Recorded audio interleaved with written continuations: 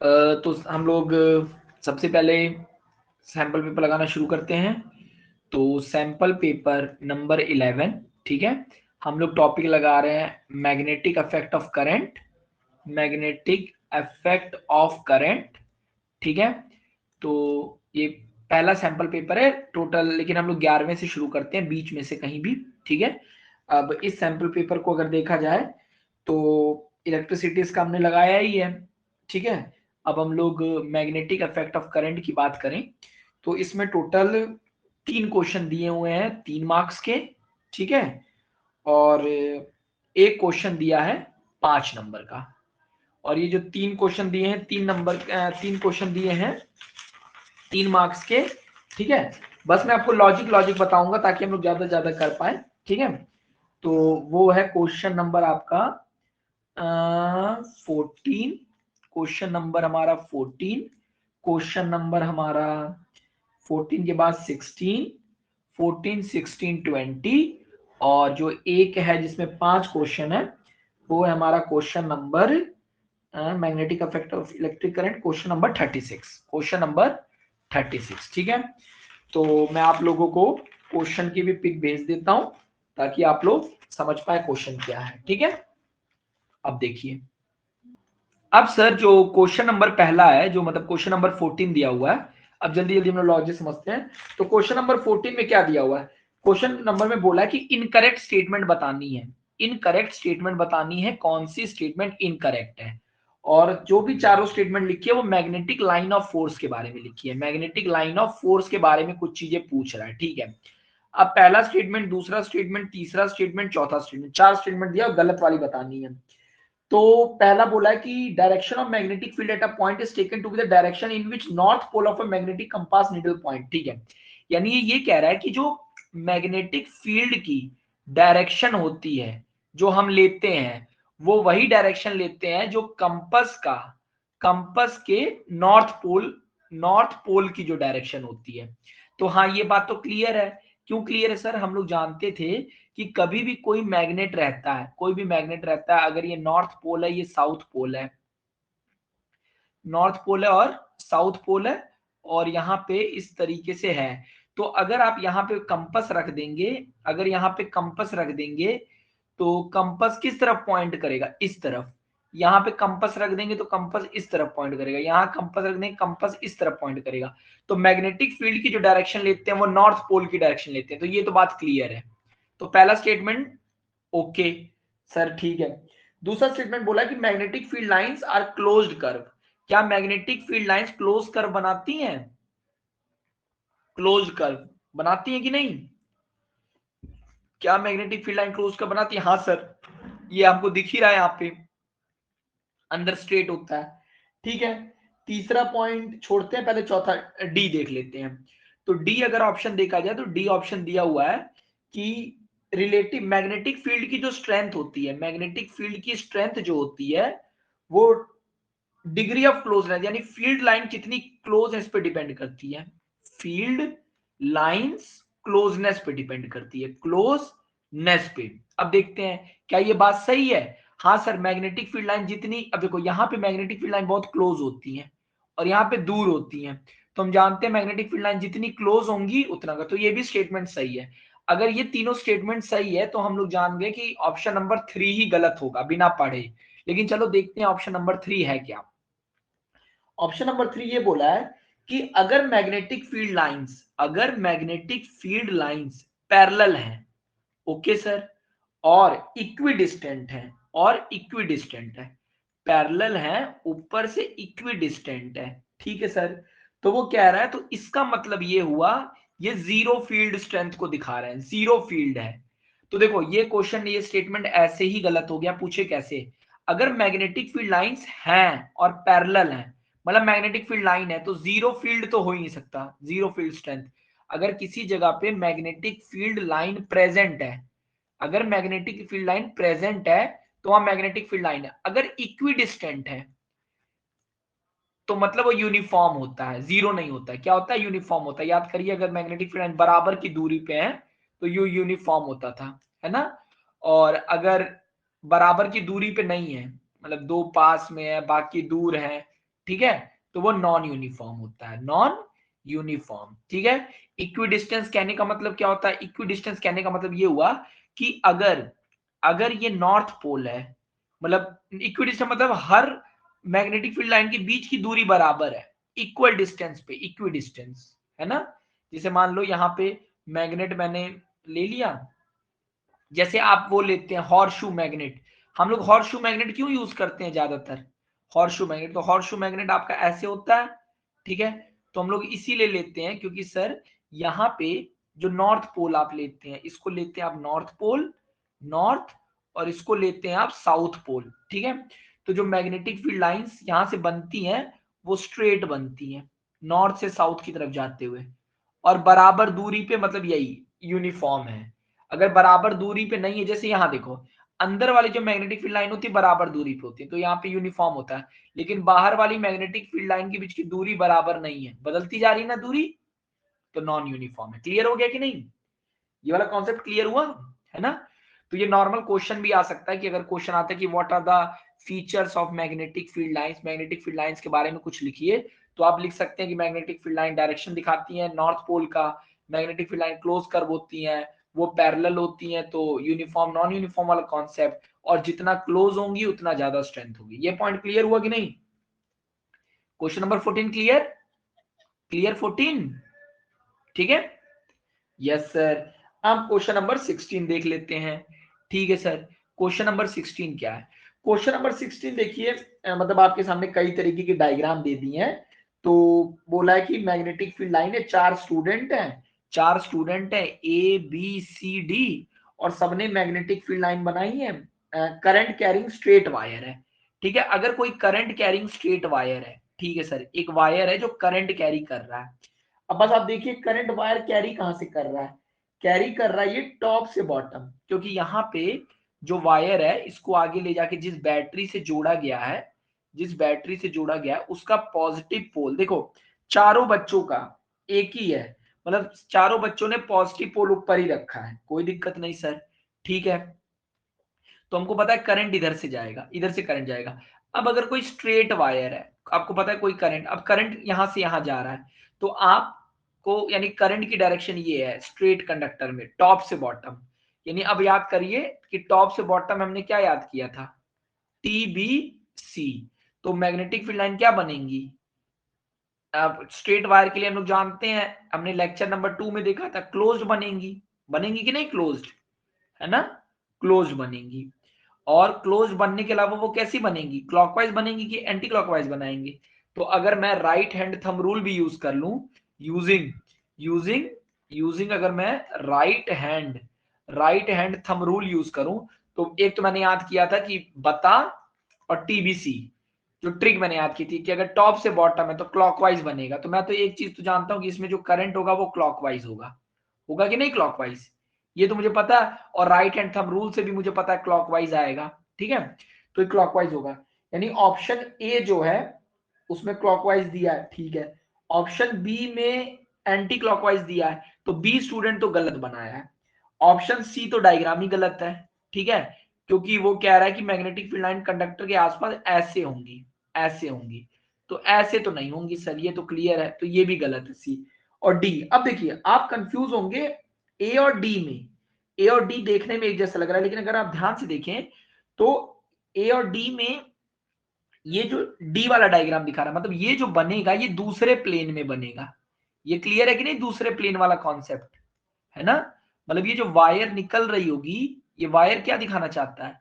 ये दिखाना चाहता है कि ये जो वायर है, ये जो वायर है ये अलग प्लेन में है, ये अलग है वायर, ओके, ये अलग निकली हुई है वायर, ठीक है, और वो अलग है। क्लियर हुआ कि नहीं?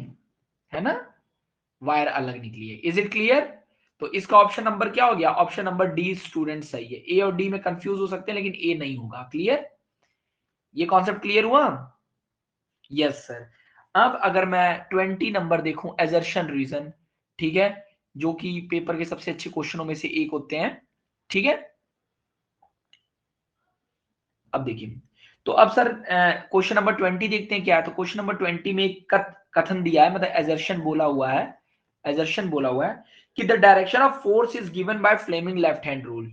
जो डायरेक्शन ऑफ फोर्स होता है, डायरेक्शन ऑफ फोर्स जो हम लोग निकालते हैं वो फ्लेमिंग लेफ्ट हैंड रूल से निकालते हैं। ओके सर, ये स्टेटमेंट तो सही लग रहा है।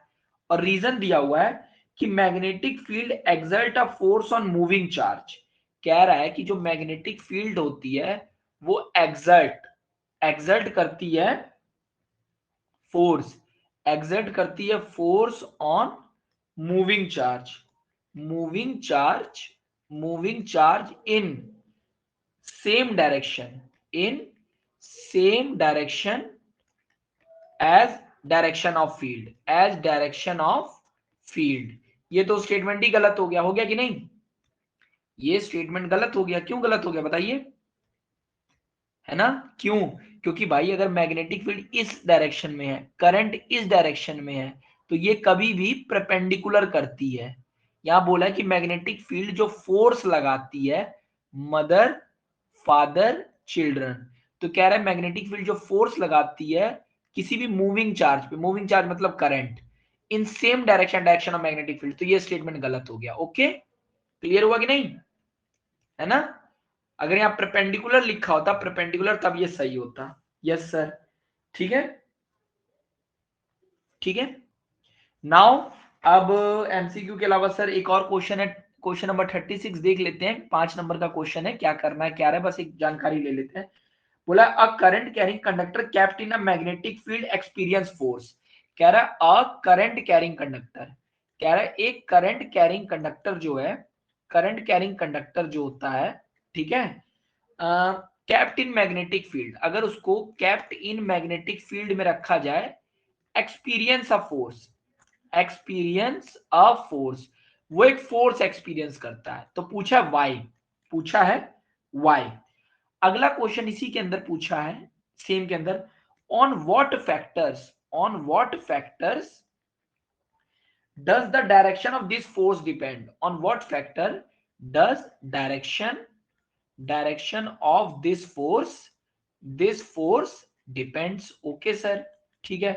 और इसी के बाद तीसरा क्वेश्चन पूछा है इसी क्वेश्चन में कि state the rule, state the rule, state the rule used for determination of direction of force, direction of force, ठीक है। अब ये क्वेश्चन अगर मेरे पास पेपर में आता है तो मुझे क्या ध्यान देना है, बस आप ये समझिए। ओके, अब देखिए बहुत ध्यान से अगर आप समझेंगे तो ये क्वेश्चन टोटल 3 पार्ट के अंदर है, ठीक है। अब सर ये क्वेश्चन अगर 3 पार्ट के अंदर है, ठीक है, तो हम लोग क्या बोलेंगे? अब अगर इस वो देखो, ठीक है, अब यहाँ पे चीजें क्या क्या है, अब मैं पहले पहला पार्ट देखता हूं। तो यहाँ पे पहला पार्ट का अगर मैं आंसर लिखने जाऊं तो देखो, दूसरा तो मुझे क्लियर है कि दूसरे और तीसरे क्वेश्चन में आप बहुत ज्यादा कंफ्यूजन नहीं होंगे। और अगर ये क्वेश्चन 5 नंबर का है तो आप मान के चलिए कि मतलब ये 2 नंबर का हो सकता है, ये 2 नंबर का हो सकता है, या 1 नंबर का होगा, जैसे भी होगा, ठीक है। तो अगर मुझसे पहला पूछा कि अगर मैं पहले दूसरा वाला पार्ट देखूं, on what factor does the direction of this force bend, तो जब भी ऐसे क्वेश्चन आए जिसमें 3 पार्ट में दिया हो तो आप आंसर भी 3 पार्ट में लिखने की कोशिश करिए, ठीक है। तो जैसे मैंने पहला पार्ट लिखा, जब भी मैं लिखूंगा तो जैसे मान लो मैं आंसर 36 लिखूंगा, आपको बस क्या करना पड़ेगा, तो यहाँ पे क्या बोला, यहाँ पे पहले बोला है कि कैप्टन मैग्नेटिक फील्ड, ठीक है ना, वाई। तो अब जो वाई वाला है तुम यहाँ पे लिखो रीजन, रीजन, रीजन, बस ऐसे लिखा रीजन। अब इसके अंदर क्या होता है, क्यों मतलब क्यों होता है, तो पहला होगा रीजन क्या है, जैसे ड्यू टू इंटरेक्शन। अब तुमको पता है कि तीनों चीजें होते हैं तो आप सीधे बता, due to interaction, due to interaction between, ठीक है ना, between, due to interaction between magnetic field due to current carrying conductor and external magnetic field in which conductor. ये क्यों होता है, मतलब क्यों फोर्स एक्सपीरियंस करता है करंट कैरिंग कंडक्टर, क्यों फोर्स एक्सपीरियंस करता है, तो हम लोग बोलेंगे due to interaction between magnetic field and current, current carrying conductor and current carrying conductor, बस सिंपल सी बात है। मतलब जो मैग्नेटिक फील्ड होती है, मतलब अब इसको ऐसे बना दीजिएगा पेपर में, ठीक है, और आप ये दिखा दीजिएगा कि यहाँ पे मदर फादर चिल्ड्रन, ठीक है, और इसको ऐसे दिखा दीजिएगा, ठीक है। चलो ताकि पता रहे कि वो, और इसको ऐसे बनाइएगा, ठीक है, चलिए, और इसको ऐसे बनाइएगा, ठीक है, एंगल पता चल गया। तो ये due to interaction between magnetic field and current carrying conductor, reason हो गया। अब जब दूसरा पार्ट इसका बोला है कि on what factor does the direction of this force depend, ठीक है ना, तो अब इसको ऐसे लिखिए, the factors are, the factors are, ताकि पता चल जाए कि अलग अलग है, ठीक है। अब आपको पता है फोर्स किस पे डिपेंड करता है, तो फोर्स डिपेंड करता है, हम लोग कहेंगे डायरेक्शन ऑफ करंट पे, करता है कि नहीं, डायरेक्शन ऑफ करंट पे डिपेंड करता है। दूसरा किस पे डिपेंड करता है, ठीक है ना, मैग्नेटिक फील्ड के डायरेक्शन पे, मैग्नेटिक फील्ड के डायरेक्शन पे, ठीक है। तीसरा क्या कहेंगे, किस पे डिपेंड करता है, angle between, angle between magnetic field and current, okay. ये तीनों बात लिखिएगा, ये आपको ज्यादातर बुकों में नहीं मिलेगा, लेकिन आप इसको भी जरूर लिखिएगा पॉइंट, और इसके आगे स्टार बना दीजिएगा, ठीक है। और अगर मुझसे कोई तीसरा पार्ट पूछे इस क्वेश्चन का, तो तीसरा पार्ट क्या था कि state the rule used for direction of force, तो बस आप यहां लिख दीजिएगा फ्लेमिंग्स लेफ्ट हैंड रूल। अब देखो यहाँ पे स्टेट भी बोला है, तो स्टेट मतलब होता है लिखना पड़ेगा, तो अगर आप चाहते हैं यहाँ लिखें और टीचर आपका पढ़े ना, तो आप एक काम करिएगा, इसके आगे यहाँ पे एक डायग्राम बना दीजिएगा लेफ्ट हैंड का।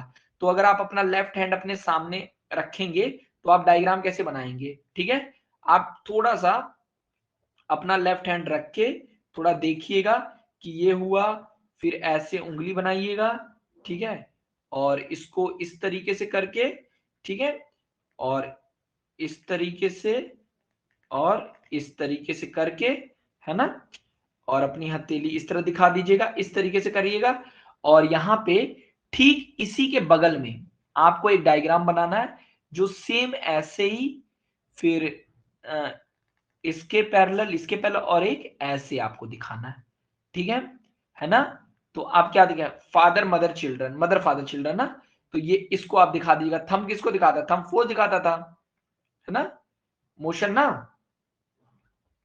फादर मदर चिल्ड्रन, तो आप यही दिखाएगा, इसको लिखिएगा फोर्स, यहां लिखिएगा मैग्नेटिक फील्ड, और यहां लिखिएगा करंट, ठीक है, और यहां पर भी ऐसे लिखिएगा फोर्स, मैग्नेटिक फील्ड और करंट। और अगर आपने ये दोनों डायग्राम बना दिया, तो यहाँ पे वो टीचर आपका ज्यादा पढ़ेगा भी नहीं, आपने कंटेंट क्या लिखा है। मेरी बात क्लियर हो गई कि नहीं आप लोगों को। इसी तरीके से जो पार्ट वाले क्वेश्चन होंगे हम पार्ट्स में करेंगे, okay, is it clear everyone, है ना, है ना। तो इसमें टोटल कितने क्वेश्चन थे, तो टोटल सर 3 और 5, 8 नंबर का पेपर सिर्फ मैग्नेटिज्म था, यानी लगभग आपका 30% पेपर ये हो गया, है ना। चलिए अब हम लोग अगला पेपर देखते हैं, जो कि इसी में दिया है, सैंपल पेपर नंबर 12।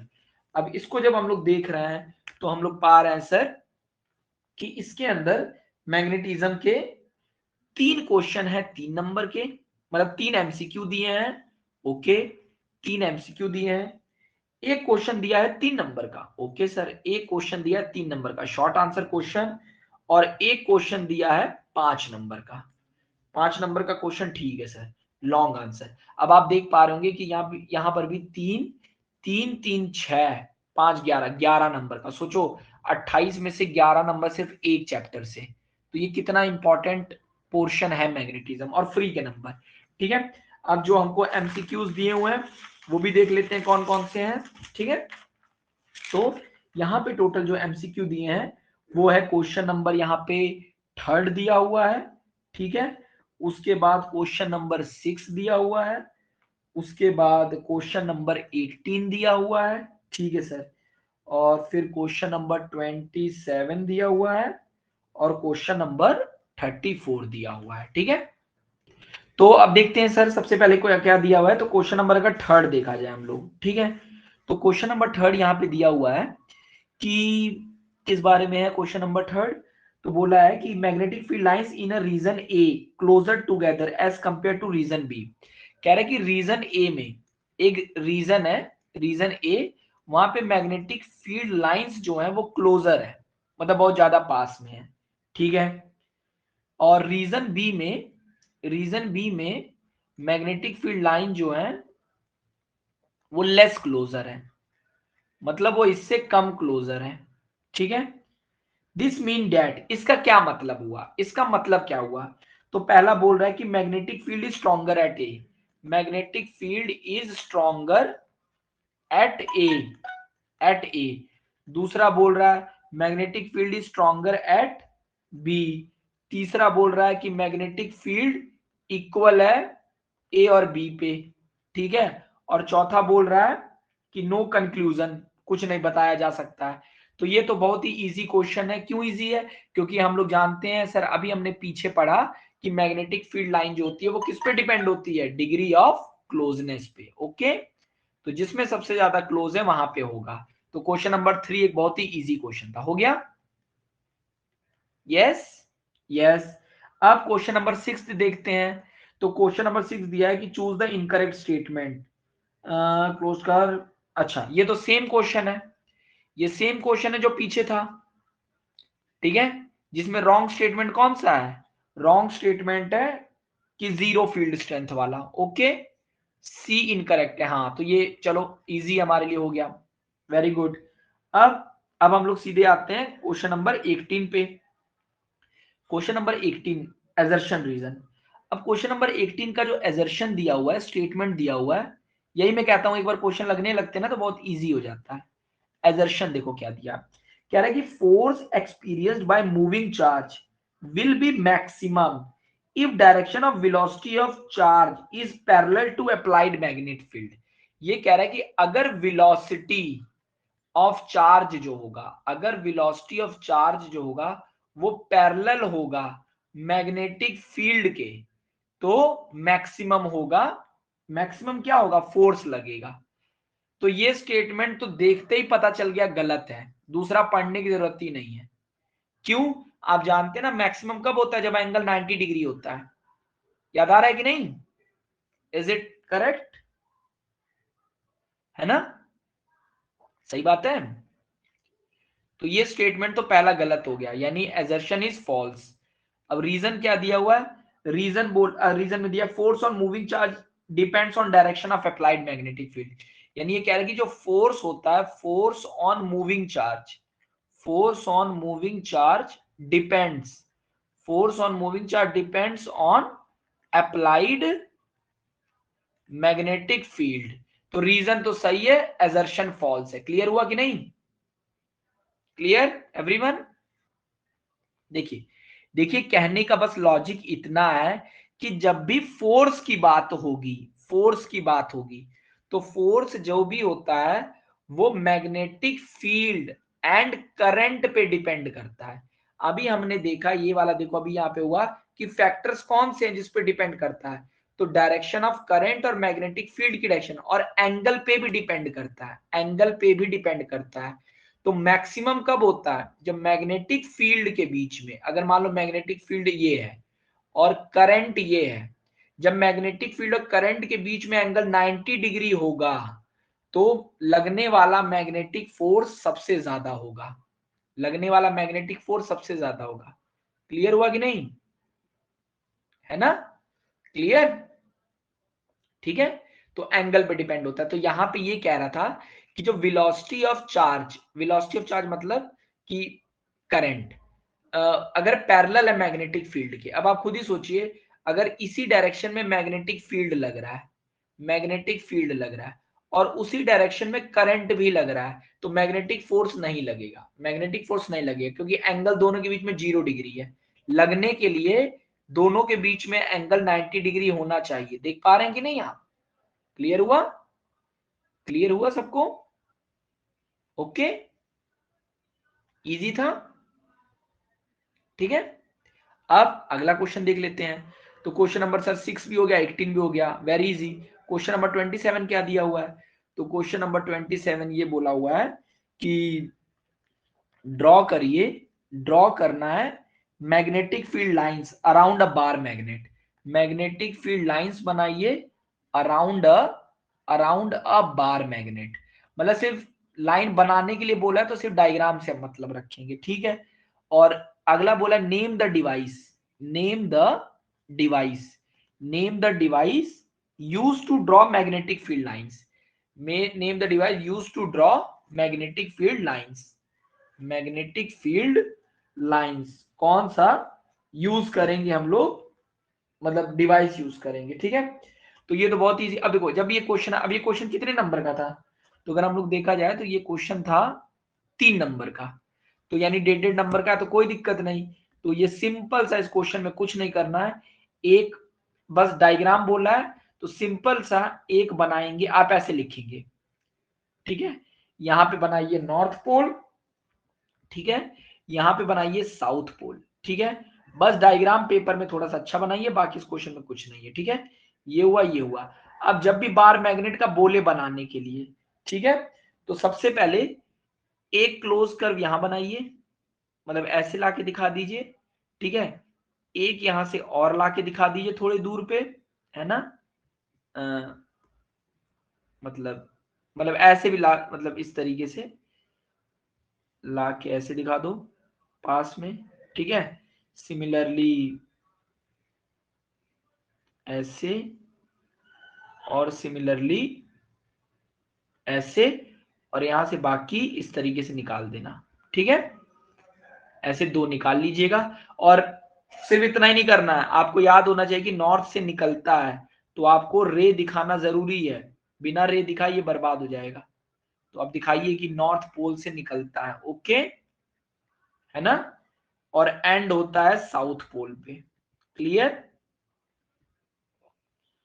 क्लियर, ये डायग्राम बना देंगे, ठीक है। और अगला क्या है, डिवाइस, नेम द डिवाइस। तो ऐसे लिख के आप लिख सकते हैं डिवाइस यूज्ड, इसको कर दीजिएगा बी, नीडल, और सॉरी नीडल नहीं यूज होता है, कौन सा होता है, कंपस यूज होता है ना, कंपस यूज कर सकते हैं हम लोग, लिख सकते हैं। हाँ, मैग्नेटिक नीडल या कंपस नीडल, आप कुछ भी लिख दीजिए, कंपस नीडल, ठीक है, कंपस नीडल। तो अगर ये क्वेश्चन 3 नंबर का है तो मान के चलिएगा ये 1 नंबर का होगा, ये 2 नंबर का होगा। तो 2 नंबर किस बात के होंगे, देखो आप डायरेक्शन जरूर शो करिएगा, डायरेक्शन शो करेंगे तो 1 नंबर उसी का हो रहा होगा, और दूसरा नंबर आपको तो सिर्फ डायग्राम बनाने का मिलेगा। क्लियर हो गया कि नहीं, क्लियर हुआ, ठीक है, is it clear, yes sir. चलिए अगला क्वेश्चन देखते हैं।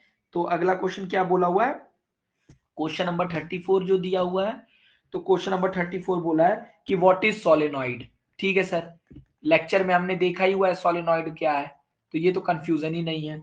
उसके बाद बोला है कि draw the pattern of magnetic field lines of, यानी ड्रॉ करिए magnetic field lines of, of किसका किसका ड्रॉ करना है, पहला करना है a current carrying solenoid, a current carrying solenoid का, ठीक है।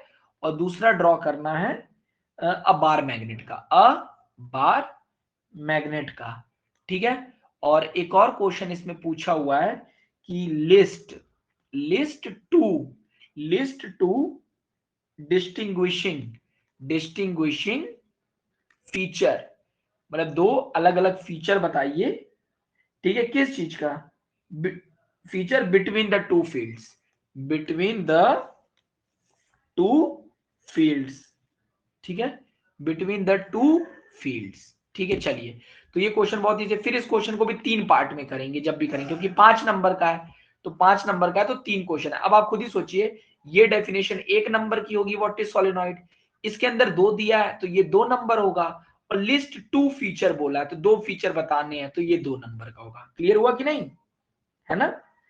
तो सबसे पहले यहां पे तो सिंपल सोलेनॉइड की आप डेफिनेशन लिख देंगे, सोलेनॉइड की एक डेफिनेशन आप लिख देंगे, ओके, है ना।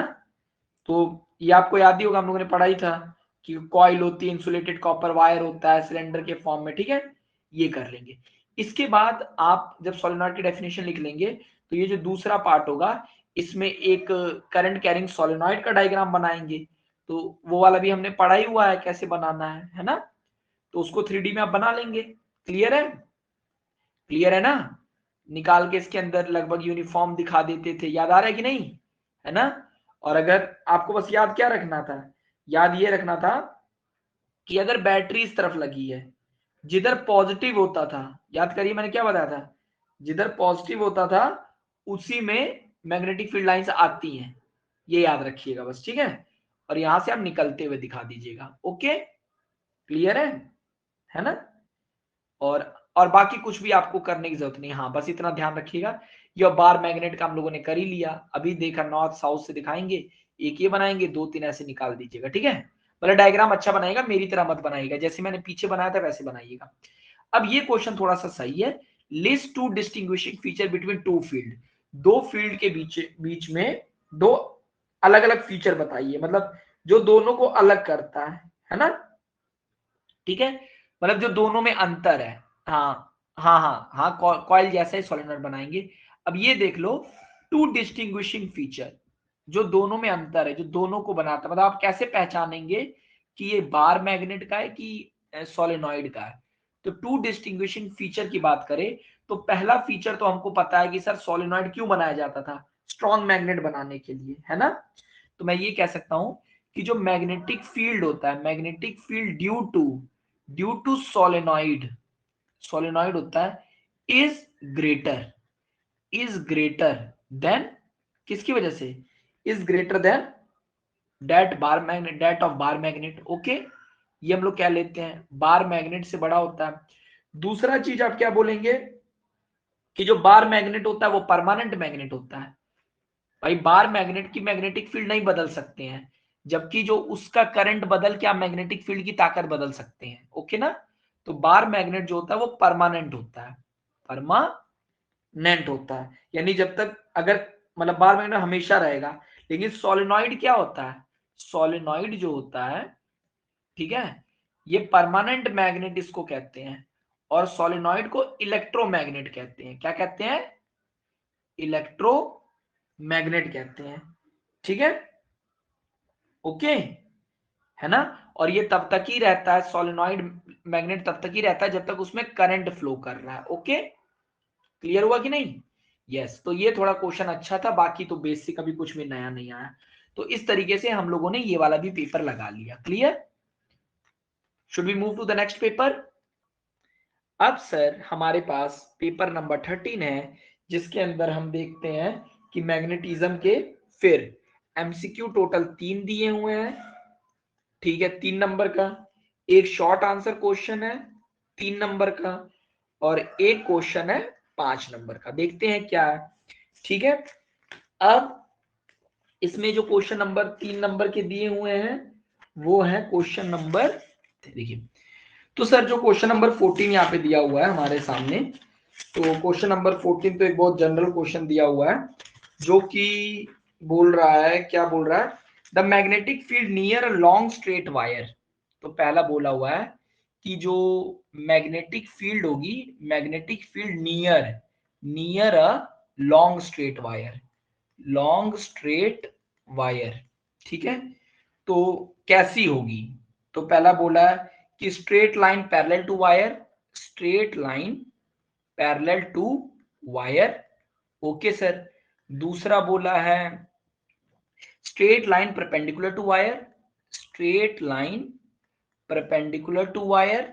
ओके सर, और तीसरा बोला है concentric circle centred on wire, concentric circles centred on wire. Okay sir, और चौथा क्या बोला हुआ है, radial field line starting from wire, radial field lines starting from wire. तो ये तो बहुत इजी क्वेश्चन है सर, हम लोग जानते हैं कि कोई भी मैग्नेटिक फील्ड लाइन होती है, स्ट्रेट वायर है, तो वो आसपास कैसे बनाती है, सर्कुलर बनाती है। याद आया कि नहीं, है ना।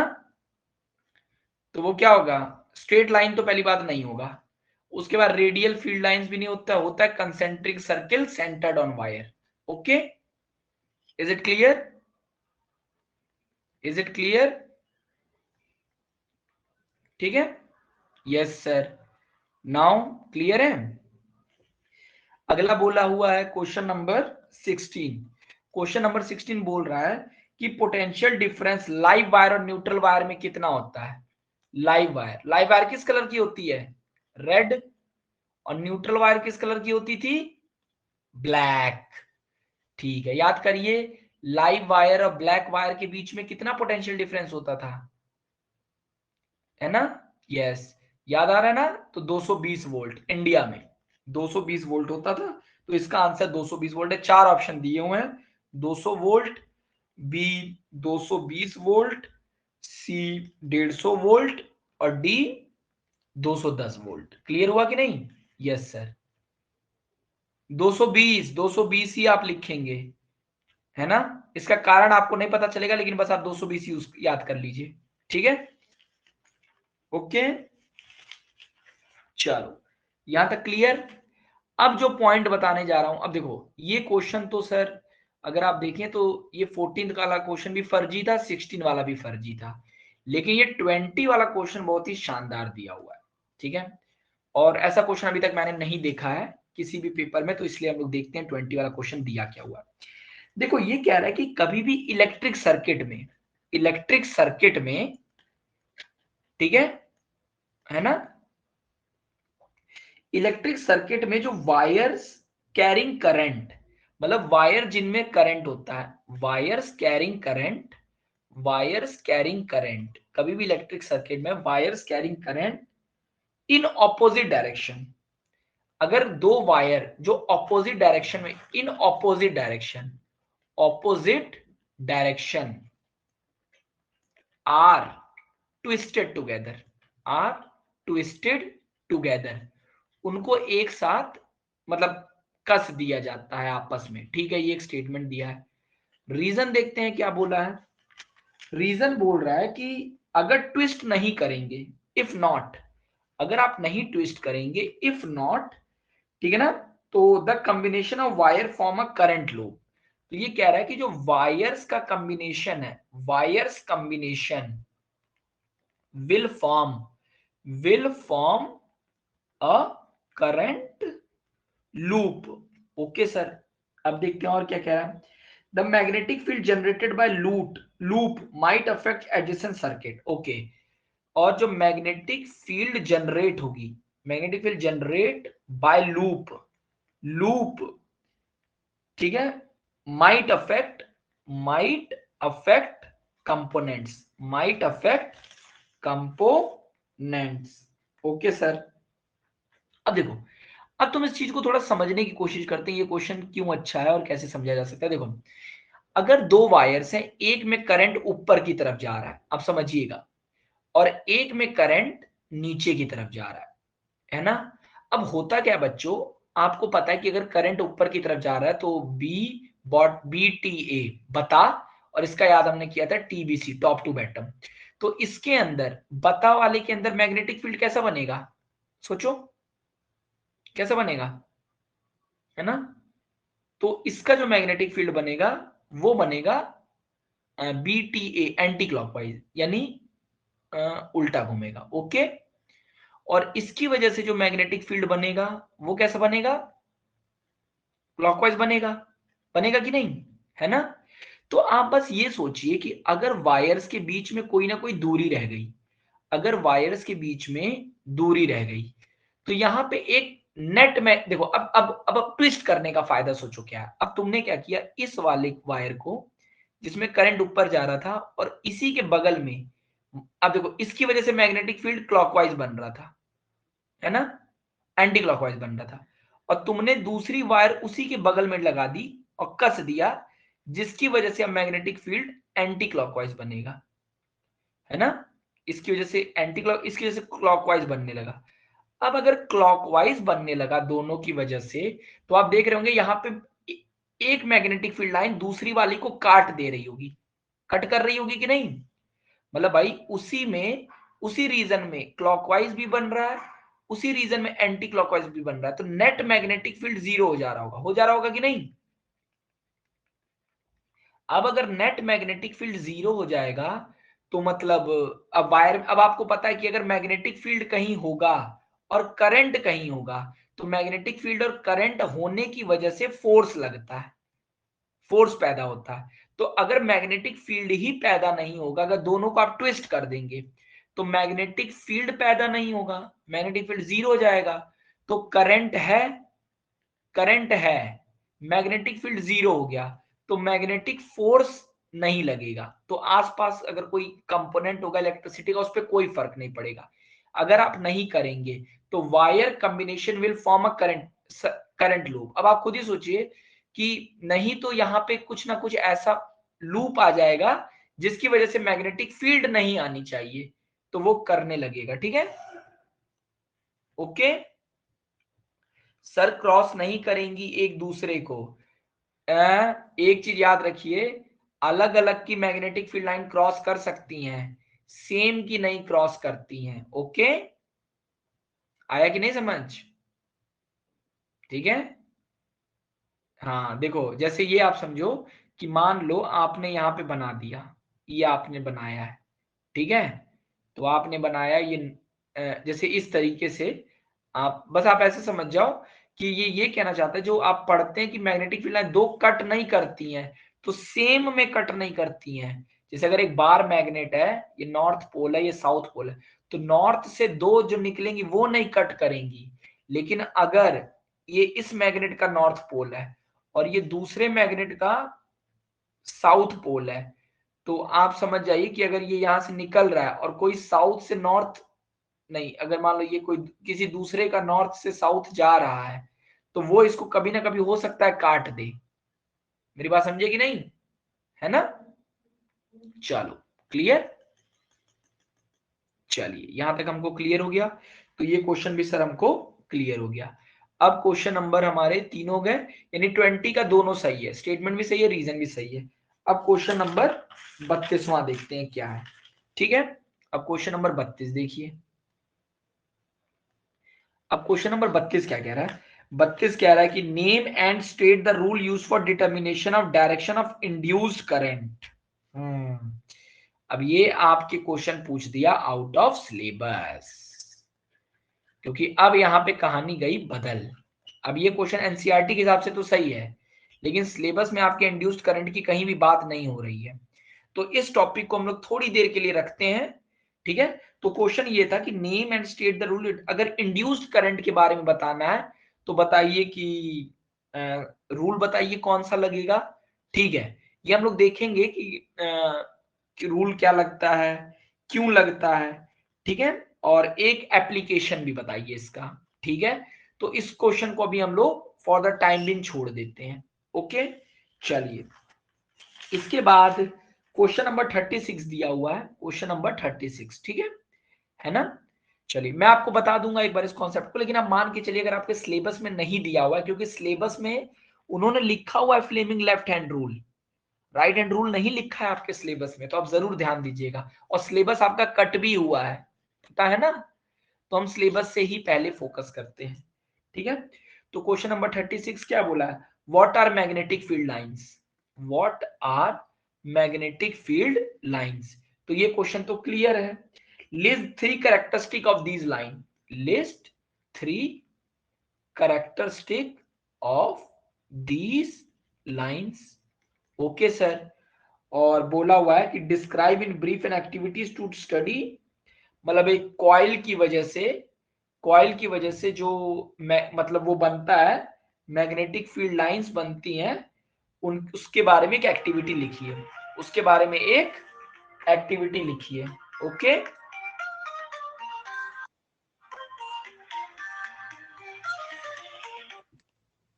अब अगर सर एक्टिविटी देखें यहाँ पे, तो एक्टिविटी में तो कोई बहुत बड़ी बात नहीं है।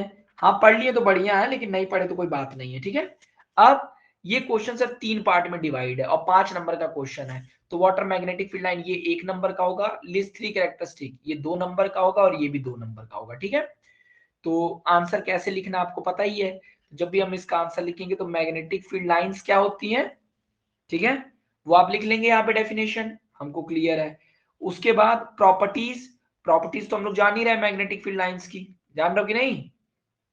क्लोज लूप बनाती हैं, कभी कट नहीं करती हैं। उसके बाद डिग्री ऑफ क्लोजनेस मतलब ज्यादा, यूनिफॉर्म मतलब इक्विडिस्टेंट, है ना? वही सब जो मतलब उसमें दिया था वही था। डायरेक्शन दिखाता है नॉर्थ पोल, नॉर्थ से निकलती हैं साउथ पे जाती हैं। इससे ज्यादा नहीं करना, ठीक है। और यहाँ पे देखो ये जो एक्टिविटी लिखने के लिए कह रहा है, एक्टिविटी, ये मतलब जो याद करिए, जो मैंने आपको लेक्चर में वीडियो दिखाई थी, याद आ रही है ना वीडियो में, जिसमें एक कॉइल था ऐसे, मतलब पेपर रखा हुआ था, इसके ऊपर एक कॉइल था, याद आ रहा है कि नहीं? याद आ रहा है? हाँ, बस वही वाला डायग्राम आपको बना देना है और कुछ नहीं करना है, ठीक है। और 2-3 पॉइंट लिख देने हैं, है ना, कि मैग्नेटिक फील्ड लाइन जो बन रही है वो क्लोज बन रही है। ओके, डायरेक्शन उनका दिखा देना है, यहाँ पे आपको ऐसे दिखा देना, मतलब वही वाला डायग्राम आपको यहाँ क्लियर कर देना है। ओके, ठीक है ना, ठीक है। चलिए यहां तक क्लियर हो गया सबको, है ना, क्लियर। चलो अब एक पेपर और देखते हैं, ठीक है, फिर ओवर करेंगे क्लास, ठीक है। तो ये वाला भी क्लियर हो गया, ठीक है सर। अब हम लोग देखते हैं अगला पेपर, है ना। तो अब हमारे पास है पेपर नंबर 14, क्वेश्चन नंबर 14, ठीक है, सॉरी, सैंपल पेपर नंबर 14 है, ठीक है, सैंपल पेपर 14 है। इसके अंदर मैग्नेटिज्म के बहुत क्वेश्चन है, मैग्नेटिज्म के पेपर्स में आ रहे हैं क्वेश्चन। दो दिए हैं 2 नंबर के क्वेश्चन, यानी एमसीक्यू है 2, ठीक है सर। एक क्वेश्चन है आपका 2 नंबर का, यानी वेरी शॉर्ट आंसर क्वेश्चन दिया हुआ है। एक क्वेश्चन है 3 नंबर का, ओके, जो कि है आपका शॉर्ट आंसर। और एक क्वेश्चन है केस बेस्ड स्टडी है, एक क्वेश्चन है 4 नंबर का, केस बेस्ड स्टडी। ओके, अब सर यहाँ पे सबसे पहले दिया हुआ है क्वेश्चन नंबर 6। तो क्वेश्चन नंबर 6 एक सिंपल सी बात बोला है कि एक सॉफ्ट आयरन बार को डाल दिया गया सोलेनॉइड के अंदर, यानी सोलेनॉइड के अंदर एक सॉफ्ट आयरन को डाल दिया गया। अब सॉफ्ट आयरन मतलब, ठीक है बता रहा हूं, ठीक है। तो मैग्नेटिक फील्ड क्या होगी सोलेनॉइड के अंदर, जो magnetic field inside the solenoid, ठीक है, क्या होगा। पहली चीज बोल रहा है कि इंक्रीज होगा, दूसरा पॉइंट बोल रहा है कि नॉट अफेक्टेड, कोई फर्क नहीं पड़ेगा, ठीक है। तीसरा पॉइंट बोल रहा है जीरो हो जाएगा, और चौथा पॉइंट बोल रहा है डिक्रीज होगा। चौथा पॉइंट क्या बोल रहा है, डिक्रीज होगा। ओके, अब देखो, अब बस ये समझ लो कि एक चीज जान जाओ, सोलिनॉइड के अंदर कभी भी, मैं आपको एक चीज बताता हूं, होता क्या है, जब भी सोलिनॉइड के अंदर हम लोग एक, अगर मुझे मैग्नेटिक फील्ड बढ़ानी हो तो मैं एक तरीका करता हूं, इसके अंदर एक सॉफ्ट आयरन कोर डाल देता हूं, सॉफ्ट आयरन कोर डाल देता हूं। अब देखो सॉफ्ट आयरन कोर का कहीं ये मतलब समझ लो, एक क्यूबॉइड डाल दिया सॉफ्ट आयरन का। अब सॉफ्ट आयरन मतलब क्या है, सॉफ्ट आयरन मतलब वो आयरन, देखो आयरन में भी कई तरीके के आयरन आते हैं, मतलब ऐसे ही डाल दिया। तो सॉफ्ट आयरन मतलब वो आयरन जिसकी मैग्नेटिक फील्ड को अट्रैक्ट करने की कैपेसिटी बहुत ज्यादा है, बस तुम इतना जान जाओ, मैग्नेटिक फील्ड अट्रैक्ट करने की कैपेसिटी, अट्रैक्ट सॉफ्ट आयरन करता है, यानी जो आयरन मैग्नेटिक फील्ड को अच्छे से अट्रैक्ट करे वो सॉफ्ट आयरन कहते हैं उसको साइंस की भाषा में, और जो नहीं करता है उसको हार्ड कहते हैं। क्लियर हुआ कि नहीं, यहां तक क्लियर हुआ, है ना। सॉफ्ट एंड हार्ड आयरन समझ गए ना। ऐसा नहीं कि कोई आयरन को आप छू देंगे वो मुलायम है, जल्दी से दब जाएगा तो सॉफ्ट आयरन नहीं। हाँ, जो मैग्नेटिक फील्ड को अच्छे से अपने अंदर स्टोर कर ले, मैग्नेटिक फील्ड लाइन को ज्यादा अट्रैक्ट करे, वो सॉफ्ट आयरन, और जो ना करे वो हार्ड आयरन। तो बोला है कि सोलेनॉइड में सॉफ्ट आयरन क्यों रख रहे हैं, किस लिए रखा जा रहा है, इंक्रीज ही होगा। क्लियर हो गया कि नहीं, पहला, है ना, ठीक है। ओके, तो 6th क्वेश्चन हमारा डन हो गया। Okay, is it clear. आप moving to the question number 9। अब देखो 9th क्या दिया हुआ है, 9th बोला कि magnetic field line inside a current carrying solenoid. Okay okay okay sir, कह रहा है कि, ठीक है, अब वो क्या कह रहा है, क्वेश्चन नंबर कौन सा है, ये क्वेश्चन नंबर 9, ठीक है। क्वेश्चन नंबर 9 कह रहा है कि जो मैग्नेटिक फील्ड लाइन जो है, ठीक है, inside a current carrying solenoid, inside current carrying solenoid, current carrying solenoid वो कैसी होंगी, इनसाइड करंट कैरिंग सोलेनॉइड कैसी होंगी, तो ठीक है, कैसी होंगी, है ना, बताइए। तो ये तो हम लोग जानते हैं ना, ये तो प्रॉपर्टी है जो हमको याद है।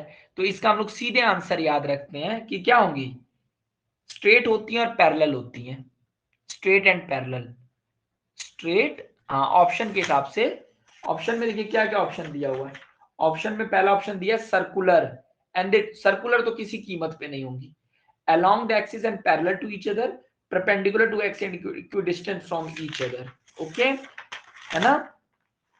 तो क्या होगा, यानी ऑप्शन के हिसाब से अगर मैं जाऊं तो ऑप्शन नंबर सी है, along the axis, याद ही होगा आपको, along the axis and parallel to each other, and parallel to each other, okay clear है कि नहीं, है ना। भाई सोलेनॉइड के अंदर जो होता है वो क्या होता था, एक्सिस के अलोंग होता है, मतलब ऐसे होता है, सीधे होता है, और एक दूसरे के पैरेलल होता है कि नहीं, है ना। हाँ पैरेलल होगा, ओके ठीक है। चलिए, है ना। सर्कुलर तो किसी कीमत पर नहीं हो सकता है, याद करिए सर्कुलर। भाई इसके अंदर कहीं आप खुद ही सोचिए, मैग्नेटिक फील्ड लाइन, मतलब इसके अंदर कहीं सर्कुलर मैग्नेटिक फील्ड कैसे बनती है। भाई सर्कुलर तो तभी बन सकती है जब अंदर वायर हो सीधे, और वायर के आसपास सर्कुलर बन सकती है, ठीक है ना। चलिए, आप में से लोगों का फेवरेट चैप्टर है लेकिन हो नहीं रहा है, ठीक है। चलो, अब क्वेश्चन नंबर 9 भी हो गया। अब क्वेश्चन नंबर 26 देखते हैं सर क्या है। क्वेश्चन नंबर 26, तो क्वेश्चन नंबर 26 बोला है कि state the meaning of term live, neutral and earth. Live का क्या मतलब है, न्यूट्रल का क्या मतलब है, और अर्थ का क्या मतलब है, ठीक है। इसका पहला क्वेश्चन ये पूछा है कि state the meaning of terms live, neutral and earth, ठीक है। तो इसका मीनिंग बताइए। तो ये ऑप्शनल क्वेश्चन है ना। अब क्या होगा इसका मतलब, अब कोई मुझसे पूछे कि क्या मतलब है लाइव का, ठीक है ना। हाँ चार्ज नहीं, live wire carry electric current, यानी लाइव क्या होगा, यानी wire, wire which carry, which carries electric current, simple सी बात। जो वायर इलेक्ट्रिक करंट कैरी करती है उसको लाइव वायर कहते हैं। और न्यूट्रल वायर क्या करती है, ठीक है, ये सिर्फ सर्किट को कंप्लीट करती है, यानी न्यूट्रल का क्या कहेंगे, कंप्लीट्स द सर्किट। ये सर सिर्फ सर्किट को कंप्लीट करती है ना, है ना। बाय फॉर्मिंग, क्या करती है, बस पाथ बनाती है, बाय फॉर्मिंग पाथ। कहां से कहां तक पाथ बनाती है, path up to mains, mains तक ले जाती है पाथ, ओके। बस इतना लिखने की कोई जरूरत नहीं है, बस इतना ही लिखो कि complete the circuit by forming path होता है, ठीक है। और neutral it is at 0 volt, it is at 0 volt, है ना। ये कितने पे होता था, 220 वोल्ट पे। और अर्थ क्या होता है, ठीक है, अर्थ क्या होता है, तो हम लोग लिखेंगे, जब अर्थ की बात लिखेंगे तो हम लोग लिखेंगे, एक तो इसका बहुत लो रेजिस्टेंस होता है। भाई लो रेजिस्टेंस होना ही जरूरी है क्योंकि इसको सबसे ज्यादा करंट कैरी करना है कि नहीं, तभी मेनली कॉपर यूज करता था, याद आया, है ना, ठीक है। लो रेजिस्टेंस होता है, and connected to metal casing, जो कि अर्थ में रखा जाता था, है ना, क्लियर है। हाँ, it form safety outlet for current in case, जी जी जी। तो ये क्या करता है, ये सेफ्टी आउटलेट का work as a safety outlet, works as a safety, works as a safety outlet for current, okay clear, ठीक है, इजी, ठीक है। अब इसी क्वेश्चन में एक और क्वेश्चन बोला है कि चॉइस दिया था, मतलब और का ऑप्शन था, तो देख लेते हैं दूसरा क्वेश्चन क्या है इसी क्वेश्चन में, है ना। तो इस क्वेश्चन में जो दूसरा क्वेश्चन बोला है कि why does a current carrying conductor kept in magnetic field experience force, okay. वही वाला क्वेश्चन जो पीछे हम लोगों ने किया था कि व्हाई, मतलब करंट कैरिंग कंडक्टर जो होता है एक्सपीरियंस करता है फोर्स को, ठीक है।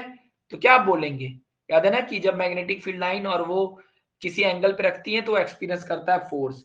उसके बाद बोला on what factor does the direction of force depend, same question यही वाला है, सेम ये वाला क्वेश्चन फिर से पूछ दिया। हम लोगों ने लगाया था ना क्वेश्चन, अभी जो बैक में था वही क्वेश्चन दोबारा पूछ दिया। ठीक है, यानी रिपीट। ठीक है, किन फैक्टर्स पे डिपेंड करता है, फैक्टर्स जिस पे डिपेंड करता है, और रूल बताइए कौन सा है, यानी Fleming left hand rule. Clear हुआ कि नहीं? ओके, ठीक है ना?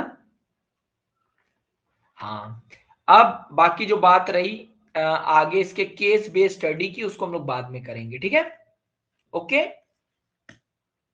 ठीक है गाइज।